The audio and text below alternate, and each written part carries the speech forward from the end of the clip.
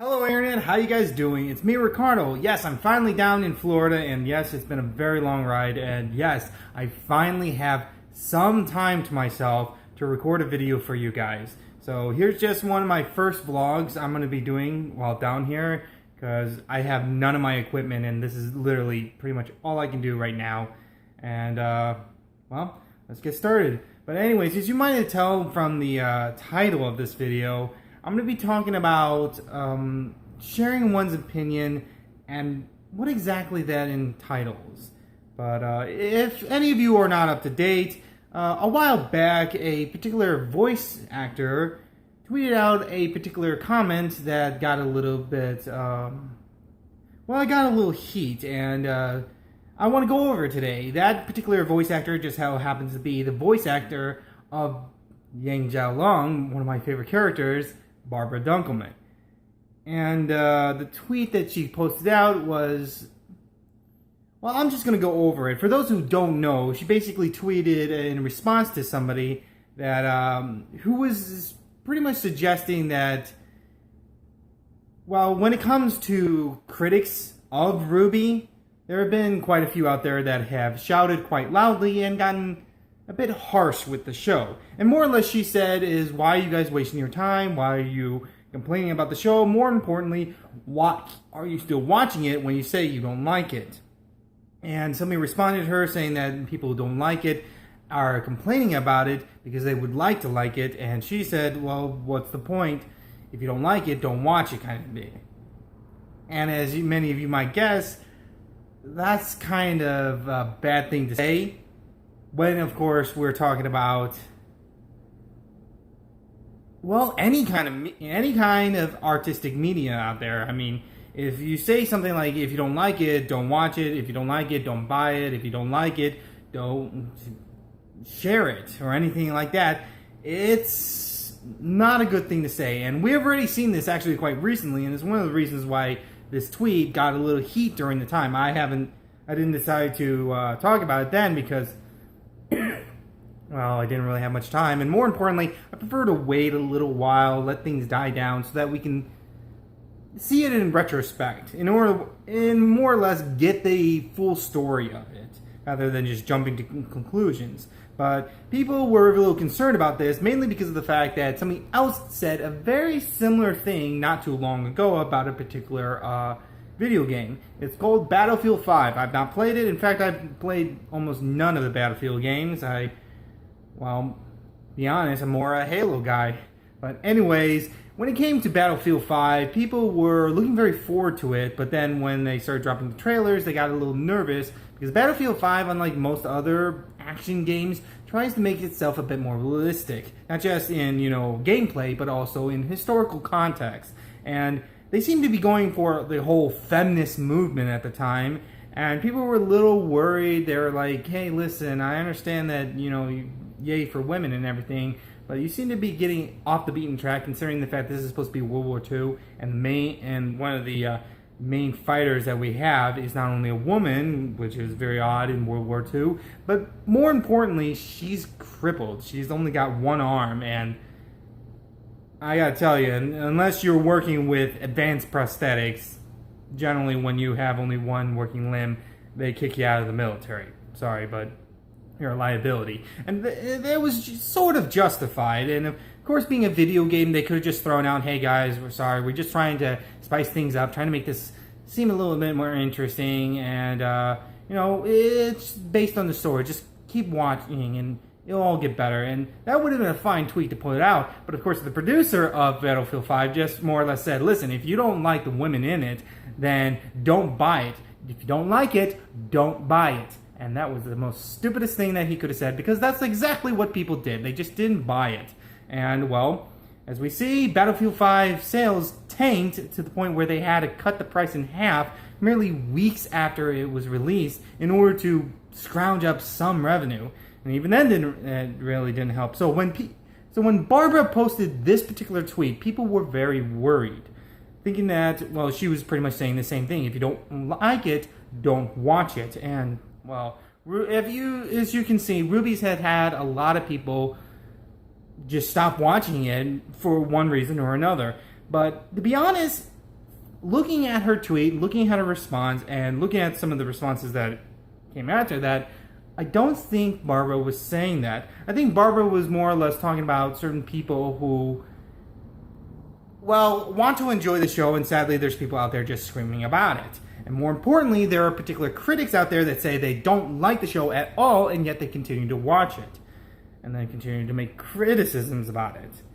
And to be honest, Barbara had a good point. If you don't like something, just don't watch it. That's the philosophy I stand by. I go and watch some things for enjoyment. But that's the point right there. If you're watching it, why are you watching it? A lot of people watch it for enjoyment. If you watch it for enjoyment, continue to watch it for enjoyment. For me, I prefer to watch it so that I have a proper opinion on it because I'm a critic. And just like many other critics out there, they want to have a proper opinion on it. So yes, they're going to watch it, and even if they don't like it. And for the most part, when it comes to these critics, I think there are two important ones that we need to focus on.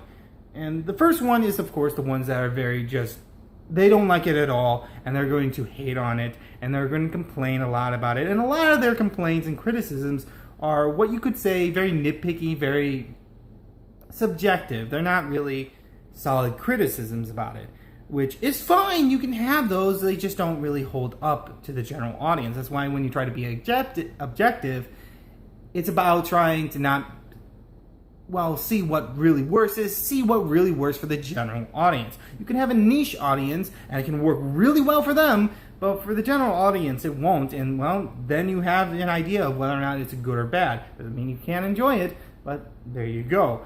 And sadly, a lot of those critics got a lot of attention, and more importantly, they shouted real loud and people listened.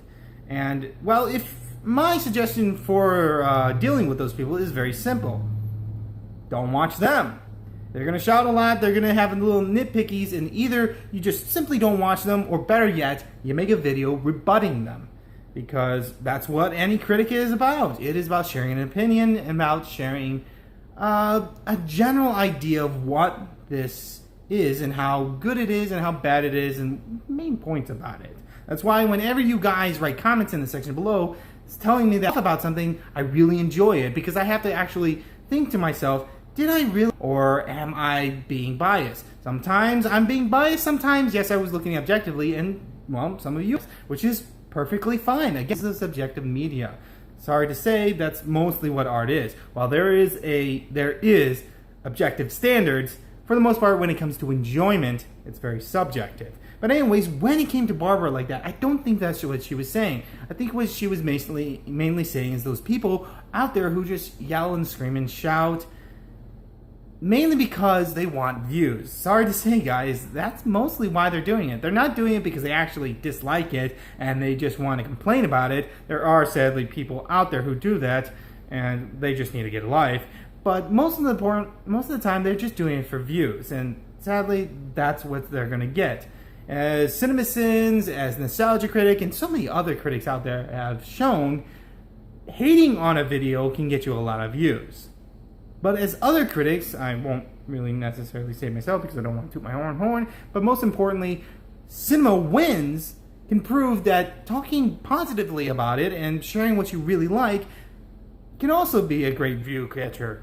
But for the most part, I think we need to focus on the second type of critic. That is the ones that, again, don't want to toot my own horn, but are very much like me and other critics out there that, well, I don't want to do any shout-outs because I don't want to, you guys going, well, I don't think that they're real critics or their views are really valid or anything like that. But you've seen them out there where they try to be objective. They point out what is good and they praise it, but when something is bad, they hold the writers accountable. They hold the voice actors accountable, the animators accountable. They hold whoever worked on the show accountable, saying, listen, this was wrong. This is how you might have been able to do it better.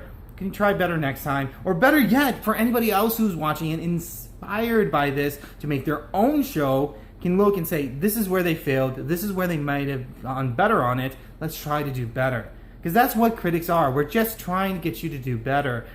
We all want a great show. We want to go and watch anything and say absolutely nothing negative about it because it's pretty much all good. But when something is bad, we have to point it out because, again, we want it to do better. But anyways, I just wanted to talk about that, And I just found it kind of funny because, again, yeah, a lot of people were worried about this, and that's because a lot of people were worried about RWBY. There have been several controversial things that have been going on. I'm not just talking about Vic. I'm not just talking about the ending of Volume 6. I'm talking about a whole slew of things that have gone on almost since the day it started airing. Granted, it's sort of exponentially starting to get worse ever since Monty left, but what are you going to do? The main creator is gone. All his ideas were just scrambled in a notebook, and they had to pick from them and try to figure out what was going on. So the best thing you can do is support the creators, but hold them accountable. If they do something wrong, tell them, but tell them kindly. There's no point in you saying that you guys fully suck. I mean, yes, if you want to make a joke, that's perfectly all right. I mean, I do that all the time. But if you're going to talk to them face to face and you're going to be critical about it, it's best if you just tell them straight up, listen, this was wrong. Maybe you can do it better this time. Please continue and strive for your best, because RWBY deserves that, and more importantly, a good show deserves that. Anyways, guys, thank you for watching. This has been Ricardo, and this has been one of my vlogs. You guys take care. Toodles.